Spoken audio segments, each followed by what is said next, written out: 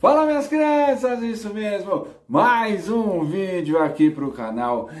E você que ativa o sininho e recebe as notificações, você não tá ficando doido não, você já deve ter recebido uma notificação mais cedo de um vídeo no canal e agora está recebendo outra notificação.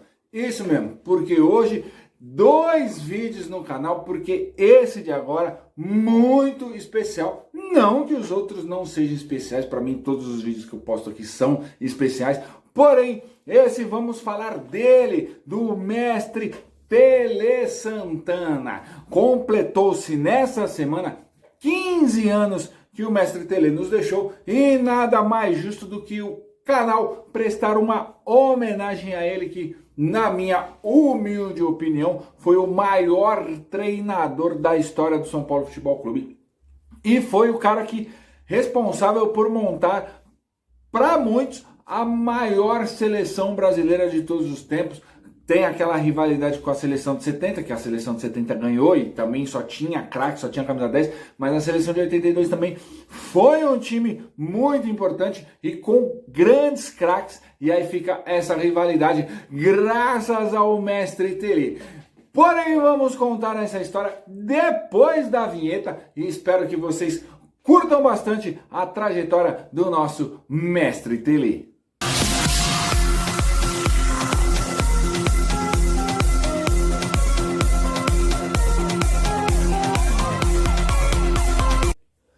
É isso aí!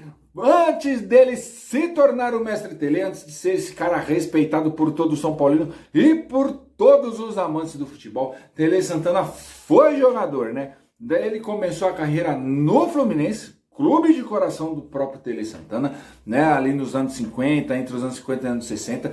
Tele Santana era ponta direita, um grande ponta direita, bom jogador, né? Ganhou o apelido de Fio de Esperança na equipe do Fluminense, virou o ídolo da torcida naquela época, era o principal jogador do time, ganhou 2 campeonatos cariocas, ganhou o campeonato do Rio-São Paulo. Vale lembrar que naquela época, anos 50, anos 60, os estaduais eram as principais competições que existiam, então, né, o feito do Tele ganhando 2 campeonatos carioca é muito grande, e o Rio-São Paulo depois, quando começou a regionalizar assim, as questões do futebol, então ele foi mágico pela equipe do Fluminense. Depois do Fluminense ele veio para São Paulo, jogou no Guarani, depois retornou ao Rio de Janeiro, onde jogou no Madureira e posteriormente no Vasco da Gama.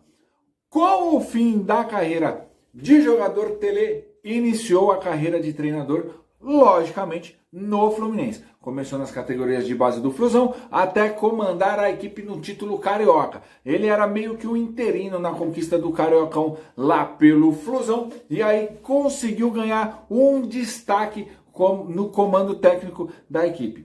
Tele Santana veio depois e marcou história no Atlético Mineiro. Vale lembrar que o Tele era mineiro e aí teve essa carreira toda no Rio de Janeiro e aí pôde retornar para Minas, em Minas Gerais, pelo Atlético Mineiro. O Tele entrou para a história do clube porque foi o treinador do primeiro e único título brasileiro do Galo. Isso mesmo, em 1971, Tele Santana era o treinador do Atlético Mineiro, esteve naquela conquista onde o Atlético não era nem o favorito daquele campeonato brasileiro que reunia vários campeões mundiais, né? Vale lembrar que em 70 o Brasil era o campeão do mundo, e aí tinha o Santos, que tinha o Pelé, tinha o São Paulo, tinha o Gerson, o Cruzeiro, tinha o Tostão, Botafogo, tinha o Jairzinho, tinha muito time bom, muito time fera naquele campeonato brasileiro de 1971, e o Atlético Mineiro conseguiu bater o São Paulo numa decisão, né? Era um triangular a fase final do Campeonato Brasileiro. O Galo venceu o São Paulo, depois venceu o Botafogo, tornando-se o primeiro campeão nacional, digamos assim, o primeiro campeão brasileiro de verdade foi o Atlético Mineiro, sob o comando dele, Tele Santana. Depois andou por alguns clubes e foi parar no Grêmio. Lá no Grêmio, o Tele Santana foi campeão gaúcho, tirando uma série de 8 títulos colorados. Ou seja, venceu de forma épica um campeonato gaúcho, e aí a gente sabe que a rivalidade entre Grêmio e entre Internacional é gigantesca e o mestre Tele conseguiu quebrar essa hegemonia dos colorados. Após a conquista com o Grêmio, o Tele começou a ficar mais em evidência no futebol brasileiro. Com isso, ganhou a vaga para treinar a seleção brasileira em 1980, preparando assim o time para a Copa do Mundo. Lá ele montou um verdadeiro esquadrão. Aquela equipe é considerada por muitos o maior time, a maior seleção brasileira de todos os tempos. Tinha craques e mais craques naquela seleção que o Tele montou. Deu show no mundo inteiro, fez uma ótima Copa do Mundo, ganhando da Argentina, atual campeã. A Argentina tinha Maradona por um 3-1 fácil, fora os ameaços. O time era muito bem comandado, né? O Maradona ficou irritado naquele jogo, tanto é que foi expulso, né? Deu uma entrada criminosa no jogador brasileiro. E aí, infelizmente, veio aquela tragédia diante da Itália, daqueles 3-2, aqueles 3 gols de Paulo Rossi, e o Brasil foi desclassificado. Porém, o Tele ainda tinha moral com a seleção brasileira, montou aquele time de 86, e aí já era um time um pouco mais fraco, com jogadores já um pouco mais veteranos, fisicamente muitos não estavam bem, e fora as polêmicas fora de campo, aquela envolvendo o Leandro e o Renato Gaúcho, e aí deu aquela balada no elenco, o time perde para a França nos pênaltis, e aí o Tele Santana ganha uma fama de pé frio. Isso mesmo. Olha a ironia do destino, mas o Tele Santana era chamado de treinador pé frio, porque perdeu a Copa do Mundo realmente com um time fantástico que o Brasil tinha, e aí ele carregou esse estereótipo de pé frio nas costas por muitos anos.